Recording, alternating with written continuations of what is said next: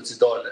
Dhe tani problemi i asaj që kufita janë të garantuar, Ukraina e dëshmon që nuk do të thotë siguri e përjetshme pse të kanë njohur në kufi një shtet armiqësor. Për këtë arsye mund ta bëjmë një komparacion të thjeshtë me Kosovën. Kosova nuk ka pse pret njohje nga Serbia, por duhet të armatoset ushtarakisht sepse edhe në qoftë se të njësot kur të krijohen kushtet ushtarake dhe gjeopolitike ajo mund të sulmojë përsëri. Është shembulli konkret Ukraina. Asetët të cilat janë në Evropë edhe një herë nuk guxon Bashkimi Evropian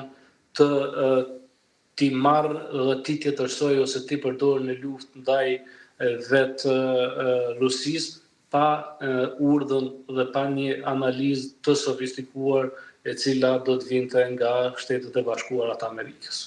Pra po thoni se në këtë pikë BE-ja apo edhe kundërshtimi i Belgjikës ka bërë mirë që nuk janë përdorur asetet ruse.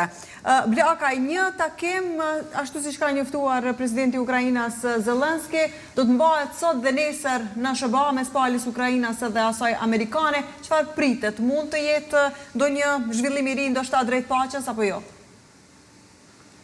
Ajo që presun duke i njohur të gjitha kulturat të cilat janë në këtë aksion, të gjitha pretendimet e shtetit dhe interesat e tyre, unë pres që gjendja e Ukrainës të vështirësohet edhe me tutje, për arsye se nuk janë arritur ende rezultatet e asaj politike të madhe të cila synon ta shantazhojë kontinentin e pasur të Evropës, dhe prandaj unë mendoj që Ukraina do të vazhdojë të humbasë edhe me tutje.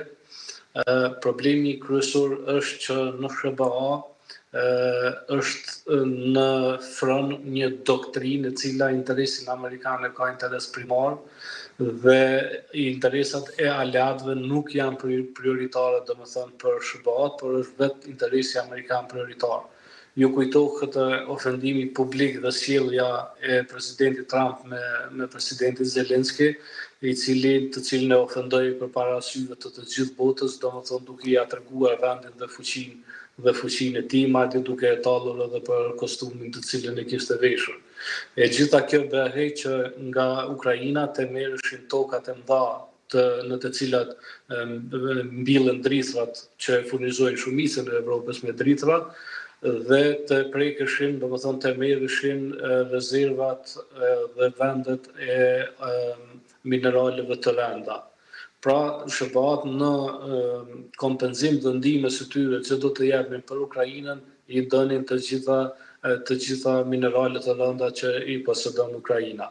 Dhe tani krijohet pyetja konkrete. Në qoftë se Rusia arriti të marrë një territor më të madh se Austria, përfshirë Krimin, dhe e ka rrethuar në masën 70% detin e Zi, do më thënë dhe në anën tjetër fushat e gjëra të Ukrainës i kanë blerë dhe po i blejnë miliarder arabo-amerikan tokat e tyre, dhe në anën tjetër i merren edhe pasuritë nëntoksore, sidomos qeliku dhe mineralet të rënda, atëherë lind pyetja konkrete çfarë mbetet për kombin dhe për shtetin Ukrainës.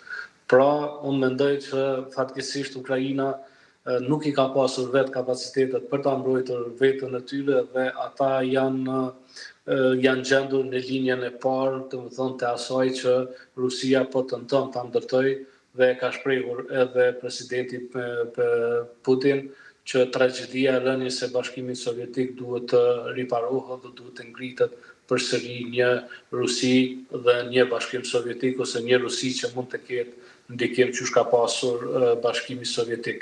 Kjo është një sfidë e madhe për të gjithë sigurinë e Evropës dhe unë mendoj dhe nuk pres që Ukraina të arrijë, domethënë të fitojë ose të krijojë një rezultat pozitiv për veten e saj, për kombin e saj, për shtetin e saj. Qartë.